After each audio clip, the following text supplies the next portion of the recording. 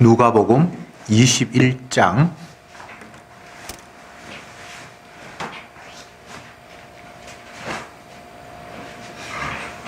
20절부터 28절까지 교독하겠습니다. 제가 먼저 20절을 읽습니다. 너희가 예루살렘이 군대들에게 에워싸이는 것을 보거든 그 멸망이 가까운 줄 알라.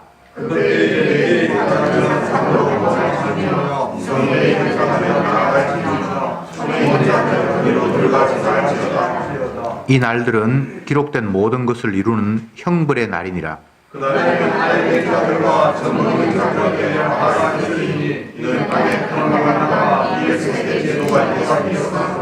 저희가 칼날에 죽임을 당하며 모든 이방에 사로잡혀 가겠고 예루살렘은 이방인의 때가 차기까지 이방인들에게 밟히리라.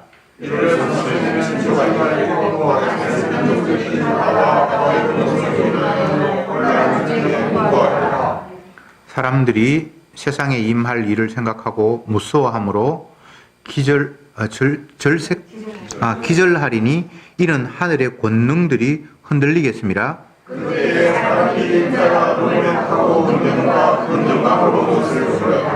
이런 일이 되기를 시작하거든 일어나 머리를 들라 너희 구속이 가까웠느니라 하시더라. 아멘.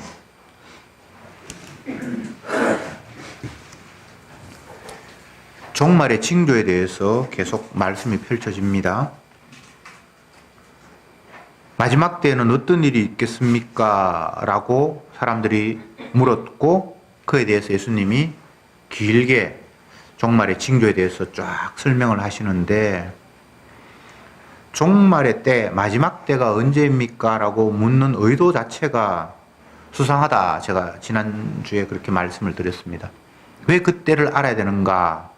그때가 언제인가를 나름대로 파악한다면 준비하겠다는 그런 의도가 숨어 있습니다. 그런데 주님의 마지막 때가 임했을 때에 준비해서 심판을 피할 방법은 없습니다. 그럼에도 불구하고 주님께서 그때를 말씀을 하시는데 이것은 두 가지 측면이 있습니다. 하나는 성도들을 향해서 하나님의 말씀이 틀림없는 언약이 거짓이 없는 확실한 것이다라는 사실을 일러주는 측면이 하나 있고 또 불신자들에게는 공포와 불안과 염려 속에서 결국은 멸망할 수밖에 없는 상태로 몰아가시는 그런 측면이 있습니다. 우리가 이 말씀을 보면서 첫 번째 드는 생각은 오늘 본문 예루살렘의 군대들이 에워쌀 것이고 또 유대에 있는 사람들이 산으로 도망할 것이며 성내에 있는 사람들은 그 성 안으로 들어가지 말라. 아이 뵌 자들과 젖먹이들이 화가 당할 것이다. 이렇게 이야기를 쭉 했을 때 이런 한 구절 한 구절을 보면서 이건 어떤 의미이지? 이건 어떤 의미이지? 계속 궁금해하는데 궁금해하는 건 괜찮아요. 그러나 성경 말씀은 우리를 이 말씀을 통해서 마지막을 잘 분석하고 파악을 해서 이런 어려움을 당하면 안 되지.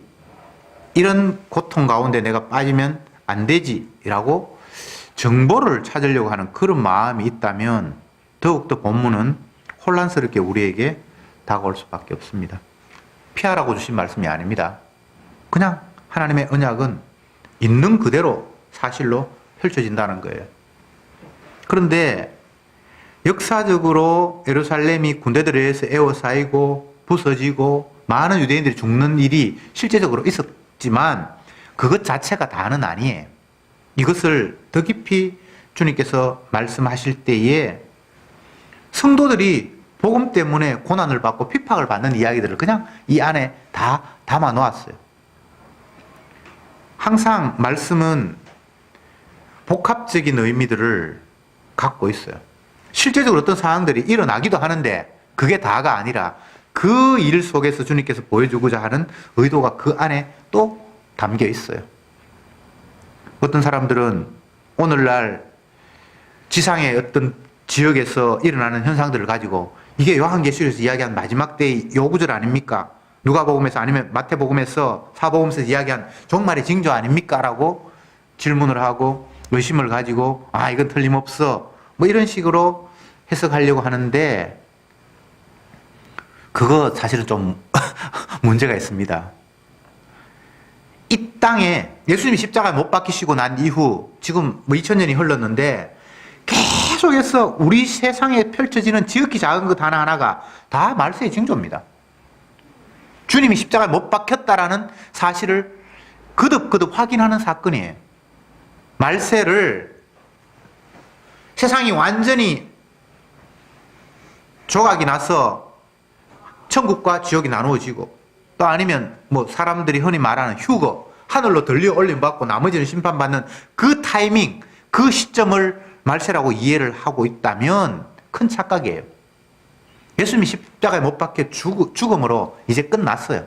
그런 의미의 성경은 말세라고 이야기를 하고 있어요. 마지막 때 다 이루었다. 더 이상 새로운 역사는 없어요. 그래서 이 말세 현상을 이야기할 때에 주님이 핵심을 두고 말씀하시는 것은 너희들이 하나님이 보낸 하나님을 죽였기 때문에 이제 너희들에게 남은 것은 무서운 심판 말고는 없다라는 것이 종말의 현상입니다. 더 이상 뭐가 없어요. 하나님의 아들을 죽였잖아요. 인간들이 십자가에 못 박아 죽였잖아요. 그러니까 이제는 너희들에게 남은 것은 무서운 하나님의 진노가 펼쳐진다. 그게 이제 종말의 현상이에요. 피한다? 피할 수 없습니다. 성도는 세상에 일어나는 모든 상황들을 보면서 하나님의 아들을 십자가에 못 박아 죽인 무서운 심판을 지금도 우리는 계속해서 받고 있구나. 그렇게 종말을 이해하시면 됩니다. 시간, 공간의 제한 속에 살아가는 인간들은 계속해서 때를, 장소를 궁금해합니다. 예루살렘이 회복될 때다. 이방인의 때가 차기까지는 이방인들에게 짓밟힌다. 그러면 이방인의 때가 끝나면 예루살렘이 회복되겠네. 그 예루살렘이 지금 이스라엘에 있는 그 예루살렘이 아닐까. 사람들은 계속 장소, 그 때에 관심을 기울입니다. 그러나 주님은 자기 자신 십자가에 못 박히실 때 이미 세상은 종말이라고, 모든 게 이제 끝났다라고 말씀을 하셨습니다. 그러면 그때가 모든 게 끝나야 되는데 아직도 2000년이 흘렀고 앞으로 언제 끝날지 모르겠네. 이게 인간의 시각이잖아요. 끝났습니다. 다 이루셨습니다. 건질 자 건지셨고 멸망시킬 자 멸망시키기로 이미 작정하셨어. 다 모든 것이 끝이 났습니다. 복음은 예수님이 십자가에 죽으셨다는 사실입니다. 그게 왜 기쁜 소식인데요? 그분의 피 흘리심으로 살아난 사람에게는 그게 기쁜 소식인데 그것과 해당 사항이 없는 사람은 하등의 기쁜 소식이 아닙니다. 뭐 예수님이 십자가에 못 박혀 죽었는데 그게 뭐 내한테 왜 기쁜 소식이지? 그 사람은 기쁜 소식이 아니에요. 십자가 지심이 모든 사람에게 다 기쁜 소식이 아니에요. 십자가의 도가 모든 사람에게 다 구원이 미치는 게 아니에요. 그게 어리석게 들리는 사람이 분명히 있고 그게 무한한 은총으로 다가오는 사람이 있어요.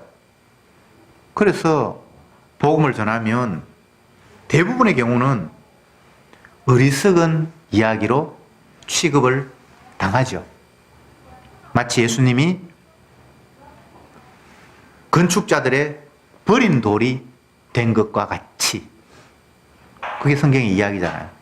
그러면 우리는 복음을 기뻐하는데 그 복음을 가지고 나아갔을 때에 세상의 반응들을 너무 기대하면 실망합니다. 여러분은 뭐 기대도 하지도 않겠지만 기대할 필요 없어요. 어차피 그들에게는 걸림돌이 될 수밖에 없고 어리석어서 이거는 건축하는데 아무 소용이 없겠다고 하면서 팽개칠 수밖에 없는 게 십자가의 도기 때문에. 점심시간에 성경 공부하고 잠시 쉴 때 차 마시면서 이야기를 했는데 제가 이런 이야기를 했습니다. 예수님의 십자가의 의미를 구약 6월절에 가장 잘 설명해 주었는데 6월절은 모든 첫것을 다 심판해서 죽이는 타이밍이잖아요. 그런데 6월절에 어린 양의 피가 있는 집은 죽음의 천사가 그냥 통과를 넘어가 버렸잖아요. 그 넘어간 이유가 뭔가? 이미 죽었네. 이미 죽었기 때문에 다시 죽일 필요가 없다는 거예요. 피가 발려있으니까 이 집에는 이미 심판이 끝났네 라는 측면인 거예요.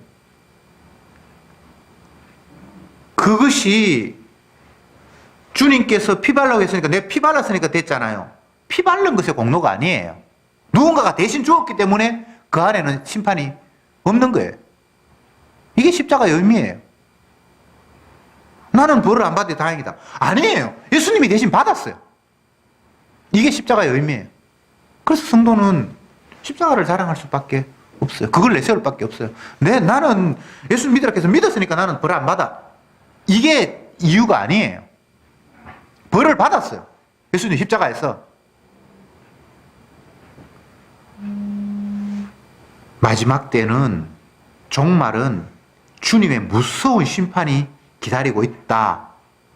요걸 구약으로 이야기하면 6월절 때는 모든 장자를 하나님께서 다 죽인다.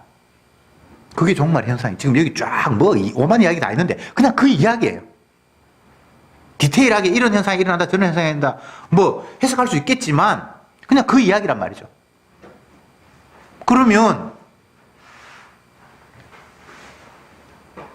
매를 안 맞은 사람은 심판에 이 매를 맞아야 되잖아요. 근데 매를 맞은 사람은 그거하고 상관이 없잖아요. 이게 복음이잖아요. 이미 맞았는데 뭐. 그런데 어떤 분은 성도라고 하면서 계속해서 심판을 두려워하는 사람이 있어요. 와, 마지막 날 이런 일이 일어나면 어떡하지? 방주를 만들어야 되나? 벙커를 만들어야 되나? 그 이야기는 주님이 대신 맞았다라는 걸 지금 안 믿는 거잖아요. 심판이 있어요. 하나님의 아들을 죽였기 때문에. 심판은 반드시 무섭게 내려지는 거예요. 모든 장자는 다 죽임을 당하는 심판이 있어요. 근데 이미 심판을 받아버렸는데 이게 복음 안에서 누리는 성도의 평안이잖아요. 그래서 그 사람은 나는 잘 됐다, 나는 피 발라 그래서 피 발랐다라는 자기의 공로를 자랑하는 것이 아니라 주님이 대신 저주를 받으셨죠 라는 이런 상황이 이 종말을 보면서 결론으로 떨어질 수밖에 없는 상황이에요. 피하고 말고 그런 문제가 아니에요. 왜 예수님이 계속해서 십자가를 말씀을 하십니까? 그거 외에는 다른 게 복음이 아니기 때문에. 사람들은 순종이 복음이라고 착각하고 있어요. 말씀 지키면 된다고 착각하고 있어요. 말씀 지키면 되죠. 근데 말씀을 누가 지켜요? 그건 우리가 지키는 게 아니에요. 하나님의 아들이 지키는 거예요. 이 차이가 엄청나게 큰 차이인데 어리석은 인간들은 지가 지켰대요. 그러니까 이제 복을 자기가 받아야 된대요. 그런 사람은 십자가를 계속 지금 발로 차고 있는 거예요. 하나님의 의를 생각하지 않고 자기의 의를 가지고 하나님 앞에 복 달라고 지금 손 내밀고 있는 거예요. 자기가 기도해서 응답을 받았다는 거예요. 이게 얼마나 망령된 일인지 몰라요. 예수님이 기도하셔서 그 응답이 성도들에게 주어지는데 예수님이 대신 저주받아서 우리가 저주받을 필요가 없는 상황으로 주님께서 마련하셨는데 이게 주님께서 말씀하신 성도들에게, 죄인들에게 주시는 기쁜 소식인데 나는 주님께서 말씀하신 거 100%는 순종 못했지만 그래도 나름대로 지킨다고 지켰다. 그러니까 나는 저 사람하고 다르다. 이게 도대체 어디에 근거한 분류입니까?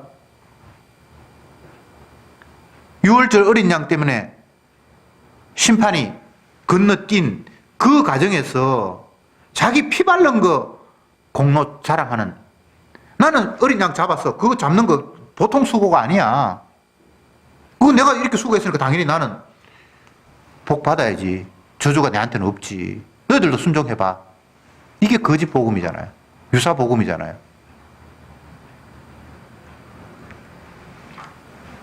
그가 채찍에 맞음으로 내가 나음을 입었어요. 이건 내가 뭐 어떻게 한 게 아니에요. 그러나 대신 채찍 맞으심이 없는 자에게는 본인이 채찍을 맞을 수밖에 없는 거예요. 이게 지금 말세 현상에 하는 이야기예요. 뭐 대비하고 말고 그게 아니고, 누군가가 대신 저주받은 사람은 이미 모든 것에서 해방이 됐어요. 주님의 심판으로부터 이제 이미 끝난 거예요. 심판을 받아버렸는데 뭐. 그러나 그 대신이 없는 사람은 이런 심판이 있을 것이라는 게 종말의 현상을 이야기하는 내용이에요. 참 단순하죠. 하나님의 구원은 심판이 선행이 돼야 돼요. 심판 없이 그냥 건지는 건 없어요. 왜 그랬습니까? 모든 인간이 심판받을 짓을 했거든. 하나님의 아들을 잡아 죽였잖아요. 왜요?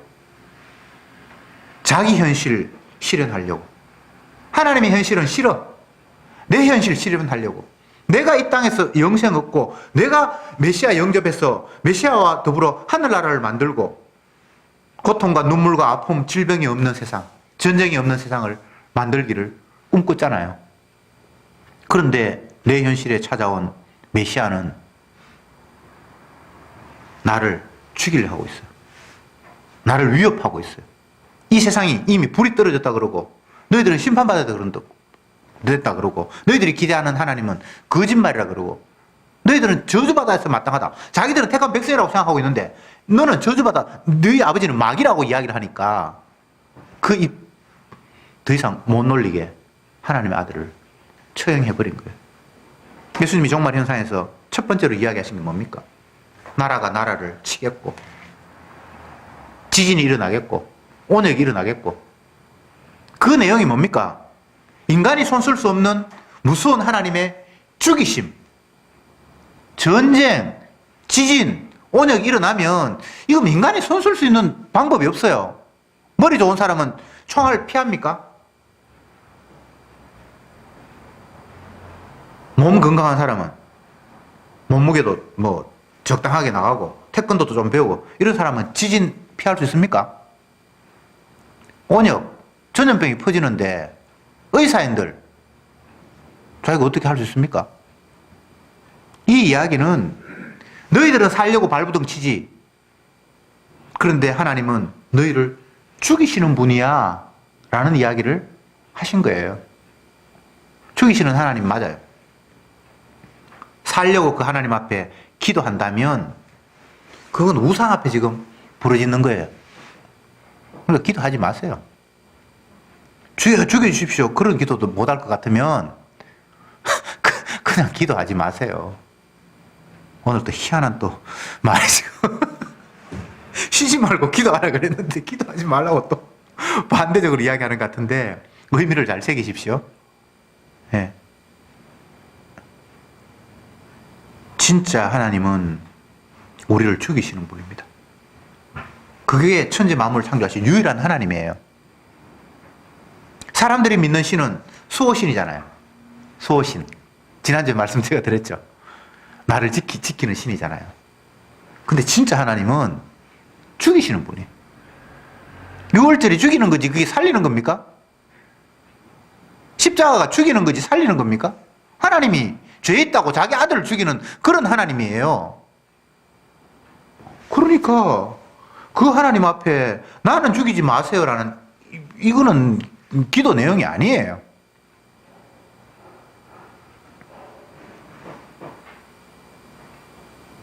하나님이 죄를 위해서 죄 때문에 화가 나셔서 죽이시는데 그 내가 죽어야 할 그 무서운 심판의 돌이 내 머리 위에 떨어져야 되는데 예수님이 그 위에 덮치셔서 자기가 죽어버리신 사건이 십자가 사건이잖아요. 우리가 드라마 같은 걸 보면 그런 장면이 종종 나오죠. 자기 아들이 뭣도 모르고 공이 굴러가니까 차 오는 도로를 겁도 없이 막 공 잡으려고 쫓아가다가 죽을 상황에 엄마가 그 위에 뒤집어 서서 엄마가 대신 죽는 그런 모습을 보잖아요. 십자가가 그런 거예요. 나 안 죽었다가 아니라 내 대신 예수님이 죽었네라는 게 십자가라고요. 그래서 이걸 상황을 놓고 내가 잘난 체 한다. 나는 구원받았어. 뭐, 이런 논리하고는 이 마지막 이때 종말의 현상을 그런 식으로 해석할 수가 없는 거잖아요. 그가 채찍에 맞았어요. 그래서 내가 채찍을 안 맞는 거예요. 이게 구원이에요. 다시 말씀드립니다. 하나님의 구원은 심판이 선행돼야 됩니다. 심판 없이 구원은 의미가 없어요. 그냥 뚝 둘러보면서 너 건져, 너 건져. 이런 구원이 성경에는 약속된 적이 없어요. 모두가 심판받아야 돼요. 왜? 죄인이니까. 하나님의 아들을 죽였으니까. 하나님의 아들을 필요 없는 돌이라고 버렸으니까. 내 사는 일에, 내 개인의 삶의 의미에 방해된다고 예수님을 잡아 죽였으니까 하나님이 그에 대해서 심판하셔야 될 거 아닙니까? 그러니까 심판을 하는 거죠. 유월절도 마찬가지고 십자가 사건도 마찬가지고 심판이잖아요. 그런데 성도는 예수님이 대신 심판받아서 더 이상 심판받을 이유가 없다는 것이고 예수님이 대신하지 않는 사람은 그냥 그 심판을 자기가 받아야 된다는 것이 종말의 현상의 이야기라 이 말입니다. 뭐 때를 기다리고 뭐 그런 이야기가 아니고 이런 상황에는 이렇게 피하고 뭐 젖먹이 어떻게 피하고 그런 이야기가 아니고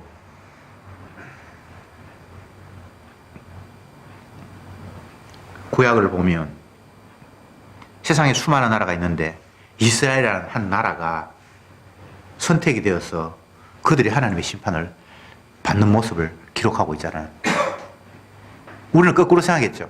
선택을 했으니까 다른 나라 다 망해도 이스라엘은 안 망해야 된다고 생각하잖아요.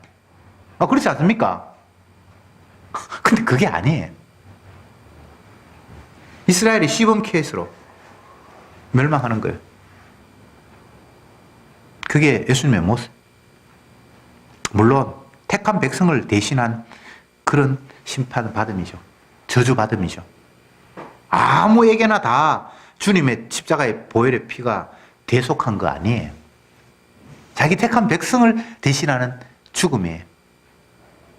이게 성경이 이야기하는 내용이에요.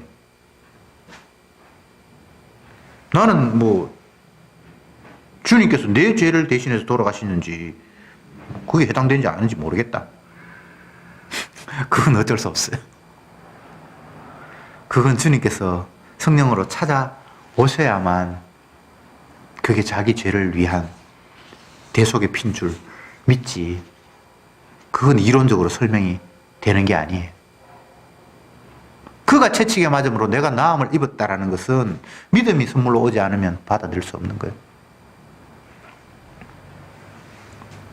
미스터 선샤인이라는 그 옛날 내용을 드라마로 한 걸 제가 지난주에 다 봤는데 한참 끝난 지 오래됐는데 우리는 이제 끝났는 걸 보니까 그게 이런 대사가 나와요. 주인공 그 남자 이병헌입니까? 김병헌입니까?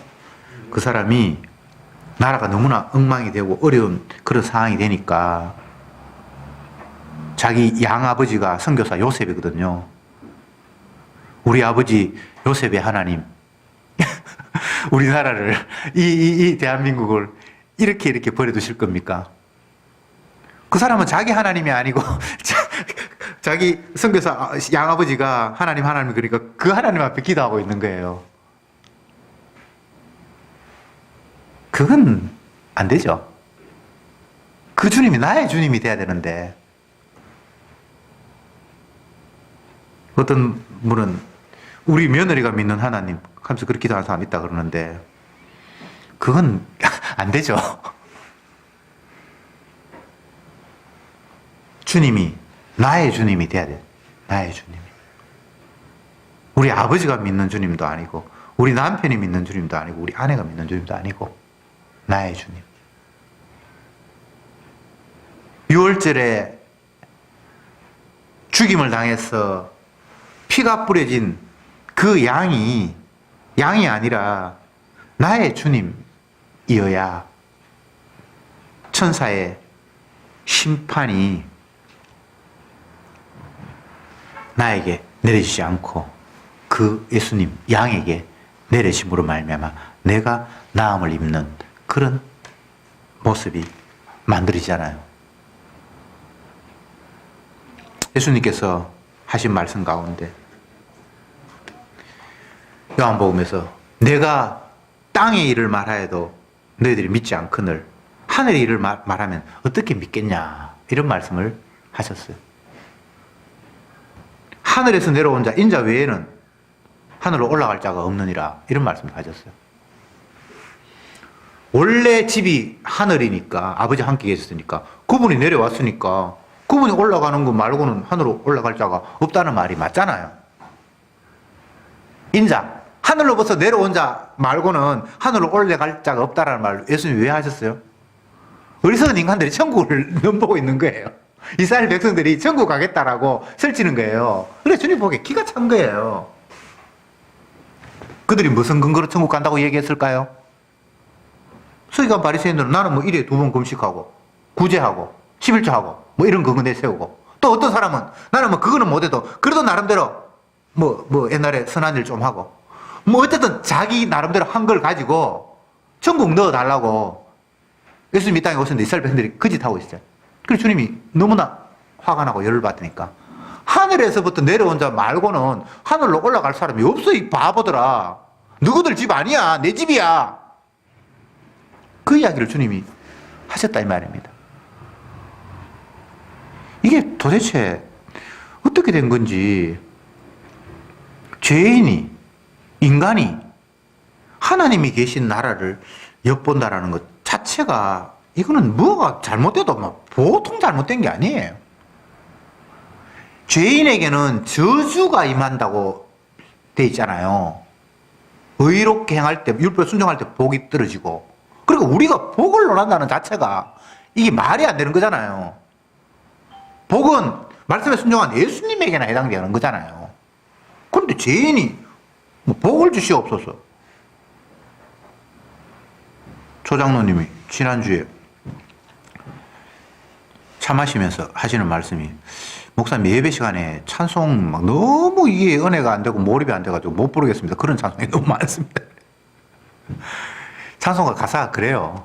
엉터리 없는 게 너무 많으니까. 그래서 제가 그 복을 주시옵소서라고 그렇게 나오는 거는 그런 식으로 해석하지 말고 십자가의 은혜로 해석을 하고 주여 나의 병든 몸을 뭐 치료해 주시오. 그런 말은 온 죄악으로 물든 이 몸을 치료해달라는 그런 식으로 해석을 해야 된다. 내가 그렇게 얘기를 했어요.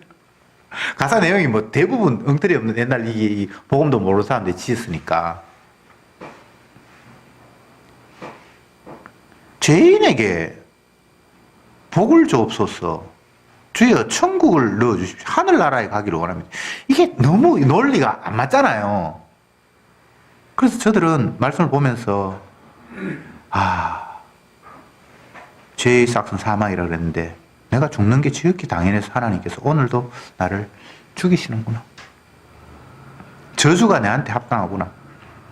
그렇게 말씀을 보고 세상을 보면 저주받을 나에게 너무나 큰 혜택과 은혜가 지금 쏟아지고 있어요.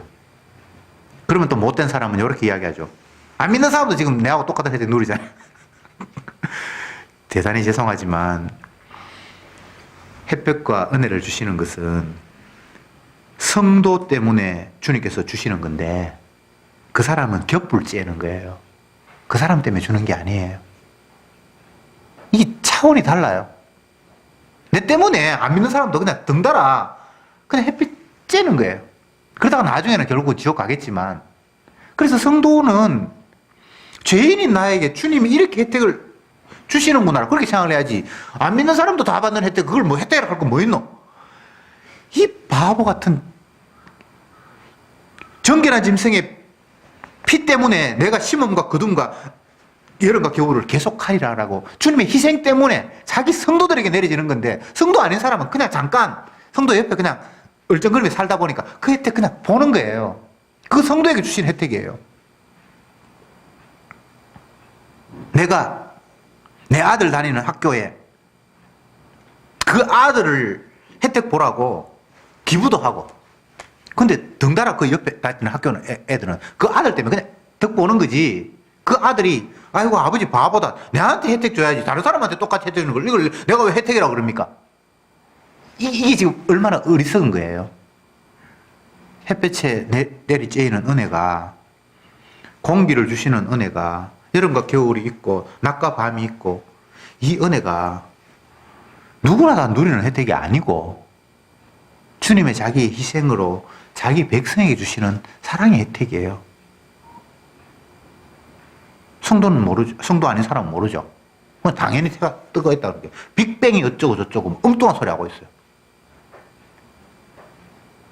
모르겠다.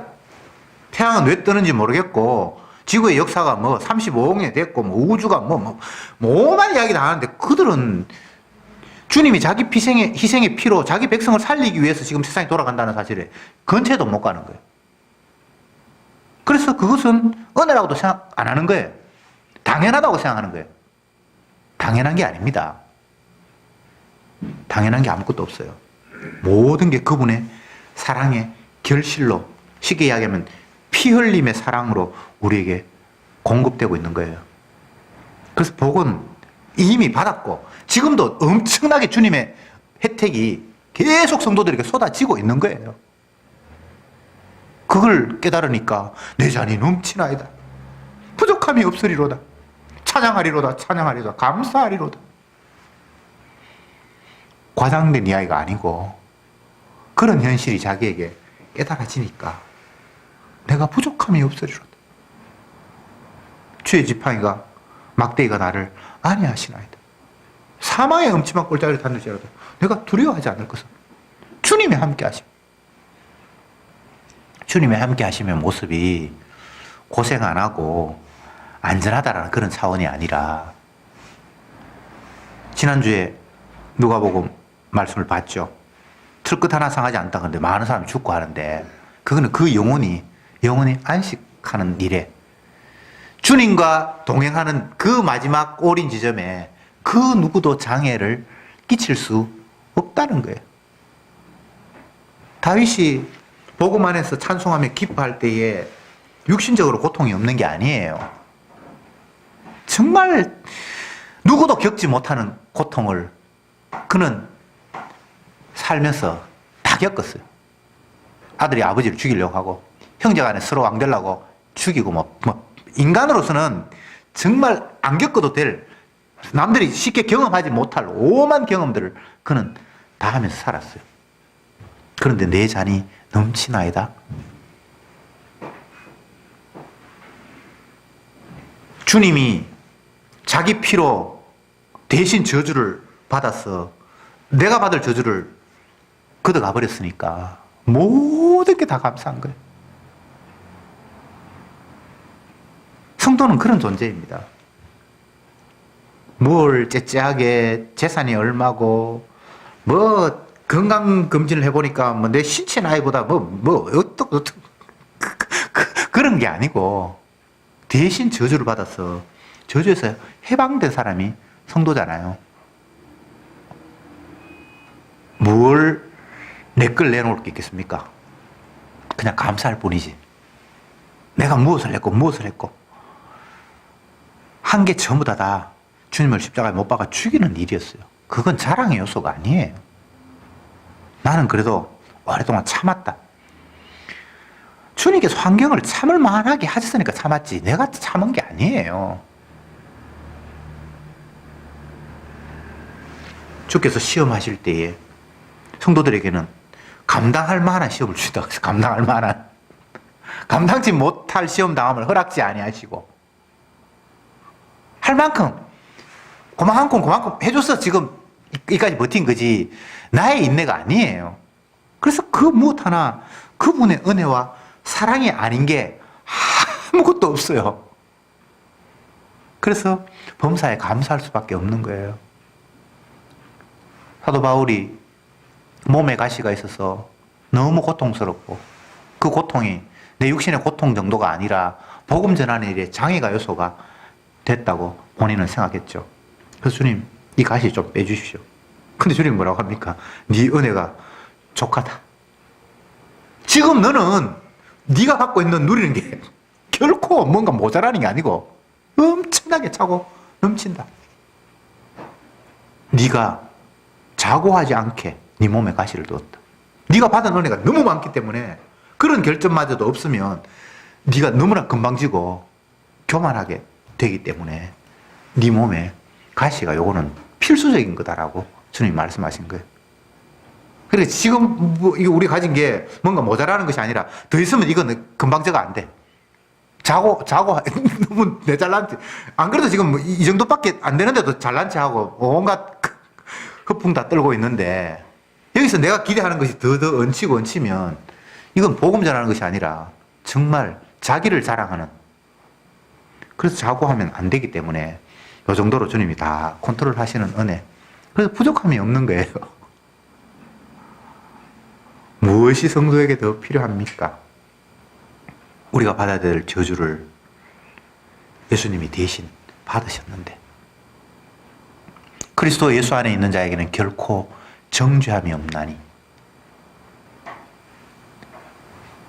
심판이 없어서가 아니라 이미 심판을 그분이 받으셨음으로 말미암아 심판이 없는 자가 성도입니다.